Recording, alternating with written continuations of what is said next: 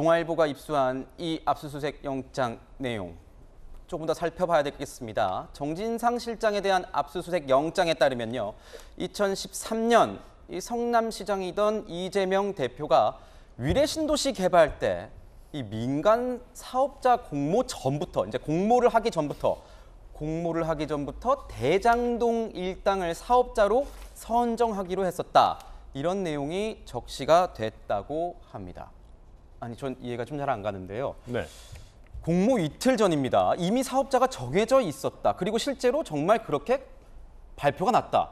이거는 뭐 어떻게 봐야 돼요? 네, 뭐 짜고 치는 뭐 화투놀이 같은 거를 했다라는 내용인 것 같아요. 뭐 보신 것처럼 이미 사업자를 이 대장동 일당, 뭐 그때는 대장동 일당이 아니겠죠. 위례 일당으로 정해놓고 뭐 형식적인 공모 절차를 했다라는 것이고요.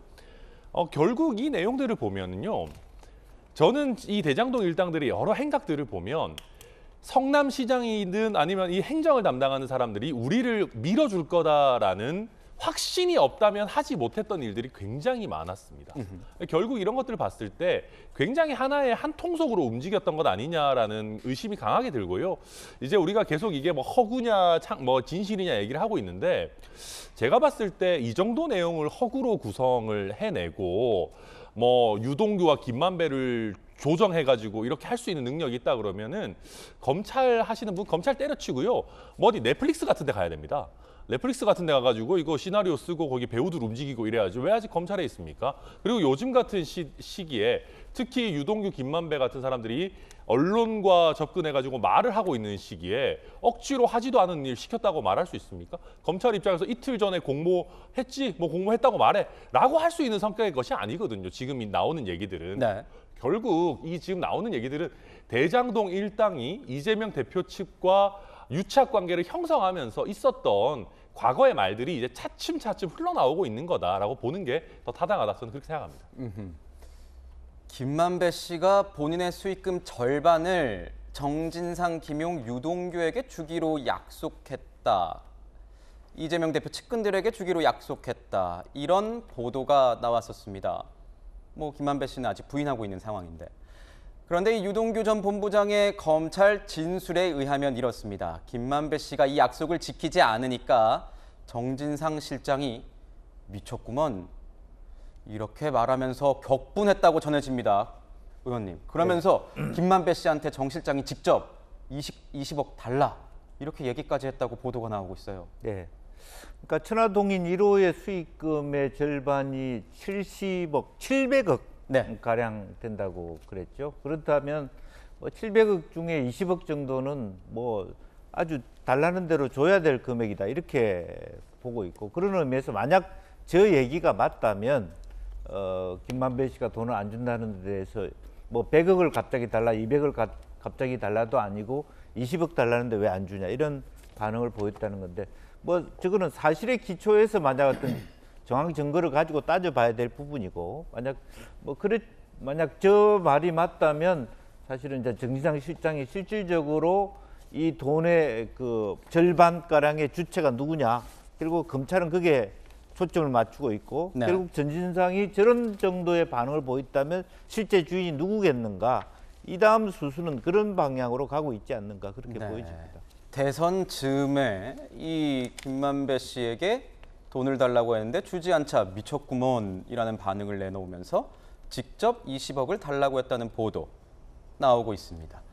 압수수색 영장 또 한번 보겠습니다. 정진상 실장이 지난 2014년 이재명 대표의 시장 재선을 위해서 가짜 뉴스를 흘리기도 했다, 이런 불법 행위에 가담하기도 했다, 이런 보도가 나오고 있는데요. 어떤 내용이죠?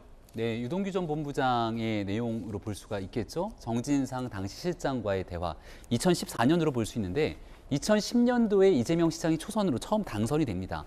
그리고 2014년에 재선이 되는가 마는가에 대한 여부가 매우 중요했고, 여기 남욱 일당들이 도움을 줬는지에 대한 여부들도 나오지 않습니까? 근데 문제는 그때 이제 이재명 시장의 여러 가지 내용들이 나오는데 친형과의 갈등들, 형수와의 갈등들도 다 내용들이 나왔을 때 이런 댓글 작업 등에서도 선거운동에 관련돼서 상대 후보 가족이 금품수수 비리 저지르다는 정보를 기사하면 어떻겠느냐 이렇게 유동규 전 본부장이 정진상 실장에게 얘기를 하고 그렇게 할 수 있으면 최고 당연히 해야 된다라고 하는 내용들에 대한 보도들이 지금 나오고 있는 겁니다. 2014년도의 일이기 때문에요. 그때로 기억을 되돌려 보게 되면 2012년 대통령 선거 당시 박근혜 전 대통령 대선에서 국정원 댓글 조작이 굉장히 큰 뉴스가 됐고 이재명 시장을 비롯한 민주당 인사들이 얼마나 큰 문제를 삼았습니까? 네. 근데 본인에게 제기되고 있는 여러 가지 많은 문제들에 대해서 대장동 일당들 뭐 이런 사람들이랑 같이 댓글 공작 작업들을 벌였다라면 엄청나게 심각한 문제 아닌가요? 그래서 지금 여기에 대한 내용들이 정진상 실장과 유동규 전 본부장에 대한 대화 내용들이 공개가 되고 있는 건데 이 내용들이 진실인 건지 그리고 실제 그렇게 기사화되거나 여기에 대한 댓글 작업들에 대해서 뭔가 역할들을 했는지에 대해서 면밀한 조사가 좀 필요해 보입니다. 이게 그러니까 압수수색 영장, 정진상 실장의 압수수색 영장에 나오는 내용인데 유동규 전 본부장이 남욱 변호사에게 이재명 대표의 과거 이 형수 욕설과 관련한 이 기사들, 논란들에 대해서 옹호 댓글을 써라 지시했다는 정황도 적시가 됐다는 겁니다. 자, 그렇다면 어떻게 봐야 될까요?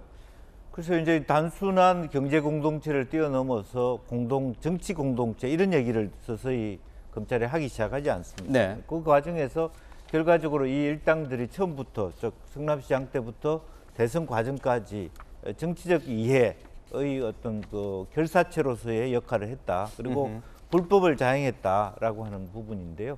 결과적으로 뭐 우리가 다 댓글 사건 하면 여러 가지 대선 속에서도 많이 알고 있습니다만은 어쨌든 그 당시에 보면 댓글 전쟁이 치열하지 않습니까? 그런 의미에서 당시에 욕설과 관련돼서 이재명 후보에 대한 어떤 불리한 지형들을 네. 바꾸나가기 위한 동정론 이해가 된다. 이재명 후보 입장에서 그럴 만도 하다. 이런 댓글을 많이 달았다고 하니까 네. 이제 그렇게 만약 댓글 작업에도 참여했다라면 여러 가지 어떤 선거법이라든지 네. 물론 이제 공소시효는 지났는지는 모르겠습니다만은 부당한 경제 공동체를 뛰어넘은 정치 공동체다 이런 주장을 검찰이 하고자 하는 것 같습니다. 네, 이게 만약에 이 검찰의 수사 이 결과가 사실이라면 정말 이 여론 조작 관련된 혐의는 굉장히 크기 때문에 파문이 계속 커질 것 같습니다. 자, 정진상 실장 검찰이 판단한 혐의에 대해서요 완강히 부인하고 있습니다. 3인 성호로 죄를 만든다. 없는 호랑이도 세 사람이 외치면 있는 것처럼 만들 수 있다. 이런 의미죠. 조국 전 장관도 청와대 특감반 사건 당시에 3인 성호를 언급하면서 의혹을 부인했었는데 그것이 좀 겹쳐 보입니다, 의원님.